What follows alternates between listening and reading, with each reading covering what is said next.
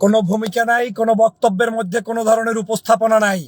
কথা একদম ক্লিয়ার। আর ডক্টর আসিফ নজরুল সাহেব, কান খুলে শুনে রাখেন, আগামী 1 ঘন্টার মধ্যে আওয়ামী লীগকে বাংলাদেশ থেকে নিষিদ্ধ করবেন, না হয় আপনাকে পদত্যাগের লকমা লাগাতে হবে, পদত্যাগ করতে হবে। বাংলার মানুষের সাথে গাদ্দারি করার কোনো সুযোগ নেই, ইটিস পিটিস করার কোনো সুযোগ নেই, ইনিয়ে বিনিয়ে কথা বলার কোনো সুযোগ নেই। আমরা এখন শাহবাগ থেকে আমি বলছি, 1 ঘন্টার মধ্যে আসিফ নজরুল সাহেব আওয়ামী লীগকে চূড়ান্তভাবে নিষিদ্ধ ঘোষণা করতে হবে, না হয় আপনাকে টেনে হিসড়ে ক্ষমতার মসনদ থেকে নামানো হবে, আপনাকে পদত্যাগ করতে হবে এবং বাংলাদেশের মানুষের কাছ থেকে ধিক্কার অর্জন করতে হবে। আমি একদম সর্বশেষ ঘোষণা দিতে চাই, আমাদের এই জুলাইয়ের এইখানে যারা উপস্থিত আছেন, আজকে যারা আন্দোলন সংগ্রামে সম্পৃক্ত আছেন, হাসনাত আব্দুল্লাহর আহ্বানে যারা ইতিমধ্যেই শাহবাগে বিভিন্ন দল মত পেশার মানুষরা উপস্থিত আছেন, তারা কেউ ফেসিবাদী শেখ হাসিনার রাজনীতি চায় না, আওয়ামী লীগকে চায় না। আবারও বলছি, মাত্র 1 ঘন্টা সময়। এই 1 ঘন্টা সময়ের মধ্যে আওয়ামী লীগকে বাংলাদেশ থেকে নিশ্চিহ্ন করার জন্য ঘোষণা করতে হবে, নিষিদ্ধ করতে হবে। নিষিদ্ধ করলে ব্যর্থ হলে ডক্টর আসিফ নজরুল আপনি তো পদত্যাগ করবেনই, বরং আপনি সহ আপনার সাথে যারা যারা দালালি করছে, এজেন্টগিরি করছে, বিদেশি কারো তাবেদারি করছে, প্রত্যেককে পদত্যাগের লকমা লাগাতে হবে। বাংলাদেশে আর যাই হোক আওয়ামী লীগ থাকতে পারবে না। বাংলাদেশে আর যাই হোক আওয়ামী লীগ নিয়ে রাজনীতি হবে না। 5ই আগস্টের সিদ্ধান্ত দিয়ে দেওয়া হয়েছে, বাংলাদেশের মানুষ শেখ হাসিনাকে চায় না, বাংলাদেশের মানুষ আওয়ামী লীগকে চায় না। তারপরেও কত বড় দুঃসাহস আপনার! 9টি মাস কাটিয়ে দিয়েছেন একজন আইন উপদেষ্টা থেকে, আপনার পক্ষ থেকে আপনি ফেসবুকে প্রতিদিন মিথ্যা কথা লিখছেন, জনগণকে বিভ্রান্ত করছেন। এটা আপনার দায়িত্ব না, এটা আপনার অমুক না। আপনাকে দায়িত্বে বসিয়েছে কে? জুলাই বিপ্লবে আজকে যারা অংশগ্রহণ করেছে তারা আপনাকে বসিয়েছে, কিন্তু আমাদের জুলাই বিপ্লবকে আপনারা ছিনতাই করে নিয়েছেন, জনগণের সাথে গাদ্দারি করেছেন, প্রতারণা করেছেন, প্রহসন করেছেন। আমি একদম কোনো ভূমিকা ছাড়া বলে দিচ্ছি, 1 ঘন্টার মধ্যে আওয়ামী লীগকে বাংলাদেশ থেকে নিষিদ্ধ ঘোষণা করতে হবে। না হয় আসিফ নজরুল সাহেব আপনি সাবধান হয়ে যান, পদত্যাগের জন্য প্রস্তুত নেন। আপনার জন্য আন্দোলন বাংলাদেশ থেকে সর্বপ্রথম আমি করব। আমি বহুবার আপনাকে কনসিডার করেছি, বাংলাদেশের ঐক্যকে সংযত রাখার জন্য, সুসংহত করার জন্য, মানুষকে শান্তির জন্য আমরা আপনার জন্য অনেক কথা বলেছি। কিন্তু দেখছি দিন দিন আপনি বেইমানির সাথে নাম লেখাচ্ছেন, বাংলার জনগণের আবেগ নিয়ে ছিনিমিনি খেলছেন, বাংলার জনগণের অনুভূতি নিয়ে ছিনিমিনি খেলছেন, ছাত্র জনতার রক্তের সাথে বেইমানি করছেন।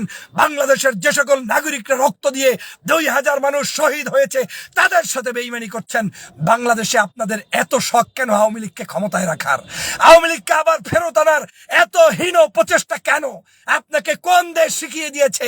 ভারতের কার প্রেসক্রিপশনে আপনি চলছেন সেটা জাতির কাছে আপনাকে প্রশ্ন তুলতেই হবে, আপনাকে জবাব দিতেই হবে। আপনি মনে করবেন না যে আপনাকে ওখানে বসিয়ে দেওয়া হয়েছে তার মানে আমরা নিশ্চুপ হয়ে যাব। এত আহাম্মক ভাবার সুযোগ নেই। এই দেশে আমাদের কোনো স্বার্থ নাই, আমরা নিঃস্বার্থ দেশের জন্য, জনগণের জন্য, ধর্মের জন্য, ইসলামের জন্য, মানবতার জন্য, এদেশের সকল শান্তিকামী মানুষের জন্য আমরা লড়াই করেছি, এখনো করছি, ভবিষ্যতেও করব। কিন্তু কোনো বেঈমান, কোনো দুষ্ট যারা দেশ বিরোধী ষড়যন্ত্র করবে, আওয়ামী লীগের পা চাটবে, আওয়ামী লীগের সাথে আঘাত করবে, তাদের সাথে আমাদের কোনো সংলাপ নেই, সম্পর্ক নেই। প্রিয় আসিফ নজরুল সাহেব, অনেক হয়েছে, অনেক সহ্য করেছি। আপনি কি করবেন বলেন? আপনি আমাকে ফাঁসি দিবেন? আপনি আমাকে গ্রেফতার করবেন? আপনি আমাকে দেশ থেকে বিতাড়িত করবেন? শেখ হাসিনা পারে নাই, আপনি পারবেন না। আমি স্পষ্ট করে বলতে চাই, আমাদের এই সরকার শত্রু নয়, কিন্তু আজ কেন আমাকে শাহবাগে বসে কথা বলতে হবে? আজ কেন 3 দিন পর্যন্ত শাহবাগে আমাদেরকে পড়ে থাকতে হবে? আজ কেন লড়াই করতে হবে? আজ কেন এখনো বক্তব্য দিতে হবে আওয়ামী লীগকে নিষিদ্ধের জন্য? আওয়ামী লীগ নিষিদ্ধ না হলে তোমরা ওখানে বসছো কেন? তোমরা কি আওয়ামী লীগের দুলাভাই? তোমরা কি আওয়ামী লীগের আত্মীয়? তোমরা কি আওয়ামী লীগের দালাল? 5 তারিখে বাংলাদেশের মানুষ সিদ্ধান্ত দিয়ে দিয়েছে আওয়ামী লীগ থাকবে না। এদেশের জনগণ থাকলে আওয়ামী লীগ থাকতে পারে না, মানুষের সাথে আওয়ামী লীগ মিশতে পারে না। সেই আওয়ামী লীগকে এখন পর্যন্ত নিষেধ করতে পারেন নাই, বন্ধ করতে পারেন নাই, আর পায়ের উপরে পা তুলে বেইমানি করছেন।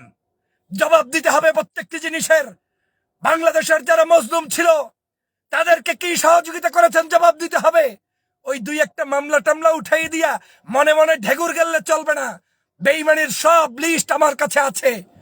5ই আগস্টের পরে বাংলাদেশের কোন মানুষটাকে, কোন দেশপ্রেমিক জনতাকে, কোন জামাত শিবিরকে, কোন নির্যাতিত নেতাকে, কোন হেফাজতকে, কোন কওমি আলেমকে, কোন ইসলামপন্থী নাগরিককে, কোন জুলুমবাজের শিকার নাগরিককে, কোন বিএনপির অনেক ভালো ভালো নেতাকর্মীকে আপনারা কোথায় অ্যাপয়েন্টমেন্ট দিয়েছেন, কোথায় বসিয়েছেন?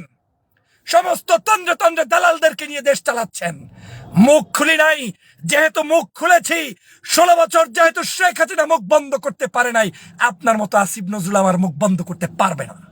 আপনার সাথে ভদ্রভাবে সাক্ষাৎ করেছিলাম, দেশ গঠনের জন্য চেষ্টা চালিয়েছিলাম, কিন্তু দেখছি আপনারা দেশ গঠন না করে নিজেরা নিজেদের নিয়ে ব্যস্ত আছেন।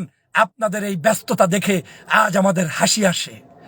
আজ জনগণ ধুকে ধুকে কাঁদছে। আপনি দেখে যান আহত মানুষগুলোর দিকে, আপনি দেখে যান যুদ্ধ হতো মানুষগুলোর দিকে, হাত নাই, পা নাই, চক্ষু নাই। আসিফ নজরুল আপনার কার কি হয়েছে বলেন?